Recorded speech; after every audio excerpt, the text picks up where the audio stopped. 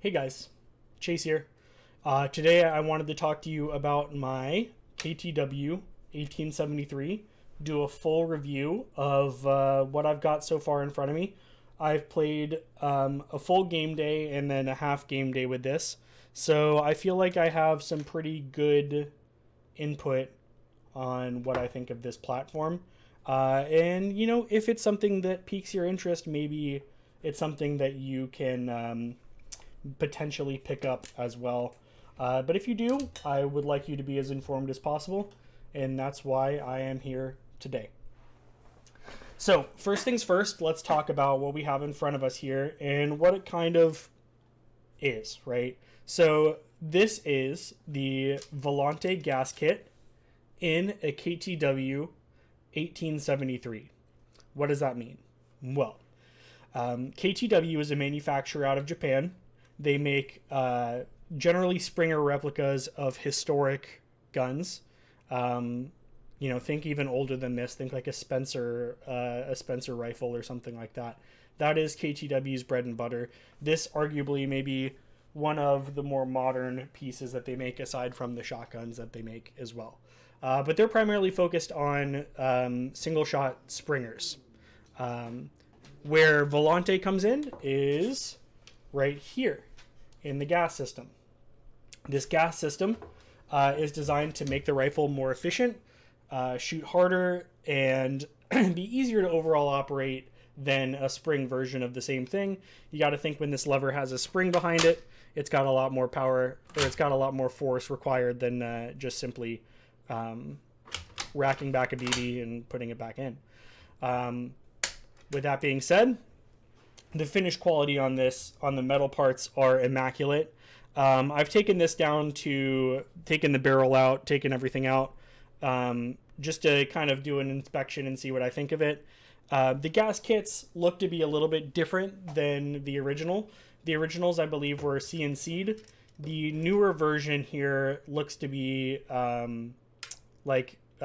cast. So I don't see any problem with that. If it makes it cheaper for Volante to make these kits and get them to more people, all fine in my book. The wood is plastic. It is a pretty decent plastic. I haven't had any problems with it scuffing or marring or anything, but it does definitely. There's no hiding that it's plastic. It is high quality plastic as far as I would venture, but plastic nonetheless. And you can see maybe a little bit, there is definitely a seam line right here going up the stock and on the bottom of the stock. With that being said, like I said, the metal parts are really high quality. Your barrel is, your outer barrel is metal. Your magazine tube is metal. Once the barrel gets, this top piece is metal here. However, the barrel assembly kind of stops where this band is. So your hop up is under this band. It's a little Allen key. And then this part of the barrel is actually a different section from this part. This area is where all your gas or Springer in the original would be. And it has been replaced by the Volante gas system, but it is plastic in there. And then this is just a little metal shroud that's made of the same, or finished with the same coating as the barrel and the rest of the receiver and everything. But it is just a metal piece that goes over top of a plastic assembly under here. Structurally, I don't have any concerns about this gun. There's no creak, there's no wobble. Nothing moves that shouldn't be moving. Everything that should move moves with pretty decent smoothness, as you would expect. I paid $250 before shipping for this on sale. I don't know why it was on sale. I don't know why Volante offered a sale, but I got it on sale, and I'm very fortunate that I did. The FPS with this is about 1.3 joules pretty consistently with 0.32s. I've been running 0.4s in it for accuracy, and because the ammo economy on this is actually quite good compared to my DMR at least. So the 0.4s with this, due to joule creep, are shooting 1.5, which is right at my field's limit. I can imagine it still isn't fun to be shot by a 0.4 with no MED, but I am within the bounds of my field, and since it's a single shot, I find it to be ethically permissible, so to speak. These two scales do come off here, this one with the Kingsgate on it and this one. However, the Kingsgate isn't functional. It is just a filler piece that slots in here and then comes out. I won't be doing a disassembly in this video, but maybe in the future. You can see on the barrel right here, it says DSM. Trying to get it to catch the light. That DSM is the manufacturer of this particular model, which is Dongsang Models, which is a South Korean outfit that makes these. So Dongsang works in conjunction with KTW to make these replicas. So don't ask me the nitty-gritty of how that works. I truly couldn't tell you. But what I can say is that between the two of them, they make a pretty damn fine replica here. So as you may notice, there's a little reflex sitting on top here. I essentially have the same part right here with some, this is a version 2 and this is version 4, so there's a little bit of a difference between them, but not much. Essentially all this plate does is it has two threaded holes right here which hold these two screws here, and then it's got a single threaded hole here, or an unthreaded hole with a little recess in it that holds the original screw that has the original iron sights mounted in there, so it can recess and sit flush, and then it sits right here and sits nice on the barrel, and I have the optic zeroed in. Why would I do that? Well, reason being is that the iron sights on this were woefully inaccurate. They just simply didn't tell you the right place to shoot. So I said, you know what? Realism be damned. I'm going to put a reflex on this and make sure that it shoots where I want it to, because that's really important when you only have one shot. If you saw the gameplay that I put out this weekend, then you'll know that I didn't truly have any trouble with it. I was able to swag it a little bit, but I would like to not have to swag it, and especially if I gave this to someone else to use, I would like them to be able to just go right where it needs to go. With that being said, let's go on to the magazine here. So this is my magazine. I only got one in the box. It was in the gun. I don't know where the second one went, but it certainly wasn't in my box. The magazine holds about 40 rounds. I think it holds 37. You're only going to get 35 out of this at best, because the last BB doesn't feed. I'll figure out a way to potentially fix that, hopefully, but I don't see that happening anytime soon, and it really doesn't bother me. One thing I like about these magazines is that you can pretty readily see how many rounds you have left, because 40 is a little bit outside of my realm to count. I run out of fingers and toes after 20, so I can just kind of take this thing and pull it out of the barrel, see how many BBs I have left, thereabouts, and know how much fight I've got left in me. The magazines are literally just this stick. They've got a bunch of little screws on the bottom holding these two halves together, and then this front piece interfaces with the barrel, and it is on a captive swivel here, so it just rotates around pretty freely. And then I'll show you. You literally take this with your two little fins on either side, or your recesses, your trails, put that in. It hits a spring in here, and then you rotate the little catch block until it goes flush with the barrel, and now it is locked in. It hits a little recess in there, so it can't rotate out unless it's off kilter. Then it will rotate and pop out, but once it's in there, it's not going to move, and you really don't have to worry about that. Take this out so I don't have a negligent discharge. But the BB retention on this altogether, okay, I just lost one BB, but you know, not that bad. It doesn't have any trouble pushing them. It doesn't have any trouble getting them where they need to go. It is a bit of a bear to load, and these magazines are exceptionally hard to come by. The only place I can find them in stock is a website called Volante Airsoft, and they're not too keen on shipping these over to the United States right now. Not to say that they won't, but to say that they'll charge you an arm and a leg to do it would be an understatement. So I'm going to make do with this while I have it until I can figure out a better magazine solution or find more mags at a more affordable rate. However, this magazine generally does get me through a good skirmish. It will not get me through a milsim, obviously, but this will get me through usually about a 15-minute game, if I'm playing my cards right, playing my gun right. That brings me on to the next part of the equation, which is your gas. Your gas is going to be one of the most important parts of the gun, and if you watched my initial video on this, you'll remember that I went to Office Depot and I picked up some cans of duster gas to get this thing to chooch proper. So when I pulled this out of the box, I put some green gas in it.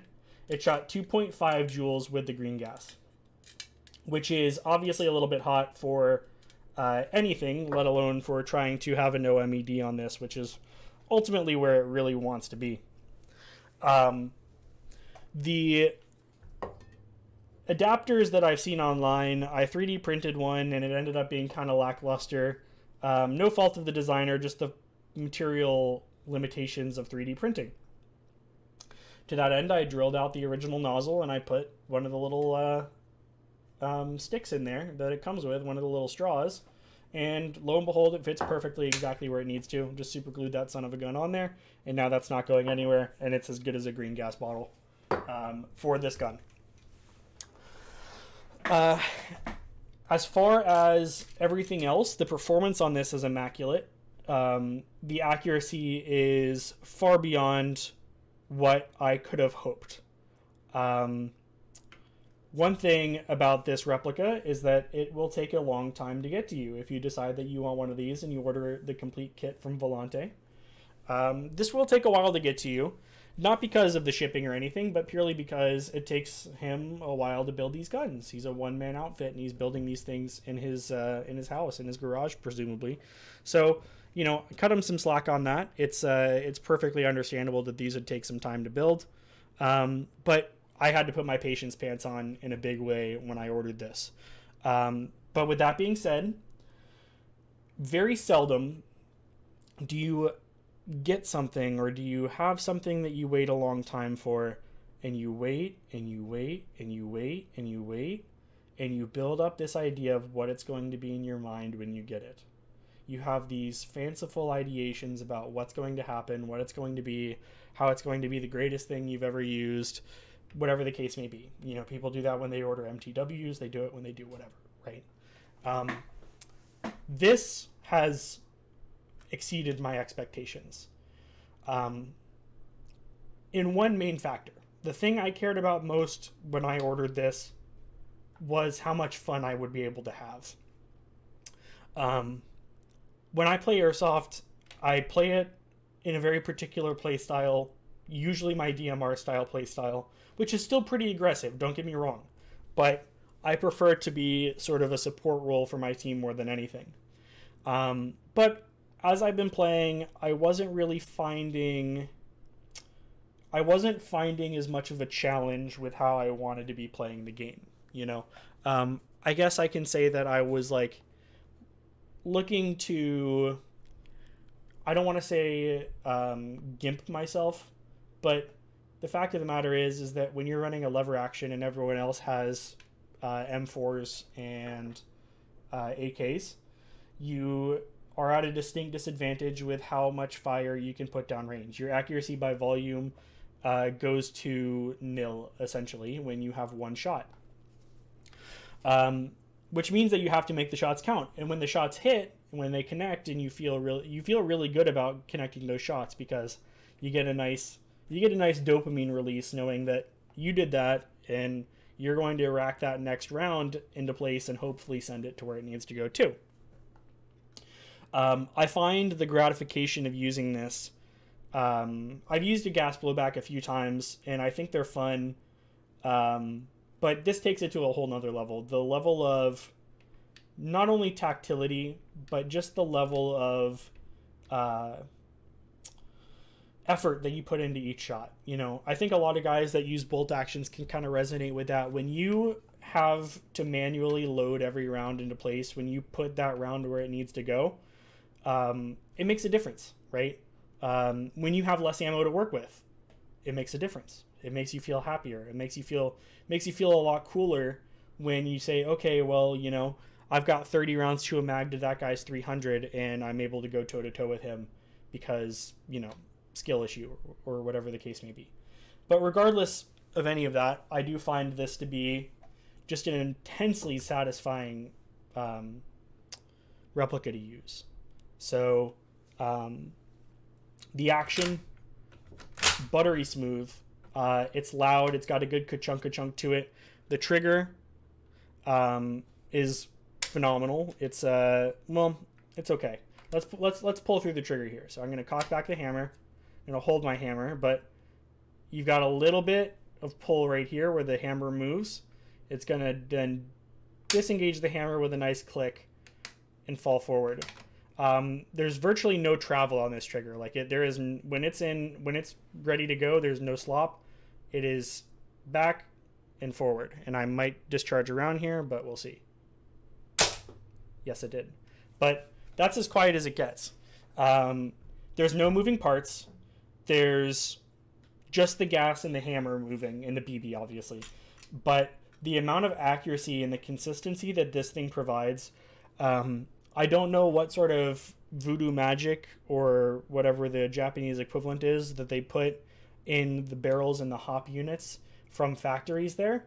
But this thing will take your .4s and it will chew them up and spit them out exactly where you want them to be every single time with no modification. I'm kind of mad that this thing is literally shooting as good, if not better, than my SR25 after many moons of optimization.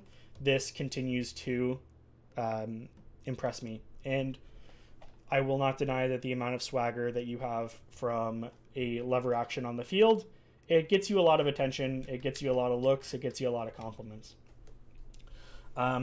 If I had some complaints, they're very few and far between with this thing. Number one is, like you saw, it's virtually impossible to tell if there's a round in here.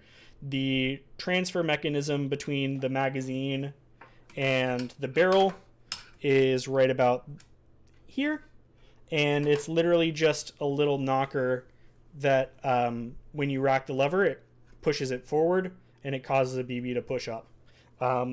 You cannot tell if there is a round ready to go in this thing until you pull the trigger. The best way I found to clear it off the field is to hold it upside down, rack it one more time, and you'll usually get the last round to feed through.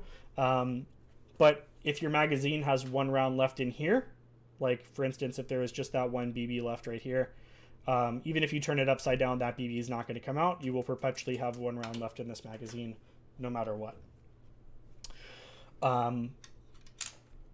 The other thing is, once your hammer is cocked, the lever doesn't have any detents in here to keep it retained. So you'll notice sometimes if you have a cocked lever and you turn it upside down, or you turn it right side up, I should say, that there's really nothing holding this in, and you'll find that sometimes you'll come back to the lever like that if you're not holding it like this, right? If you're holding it like this, you're not going to run into any issues.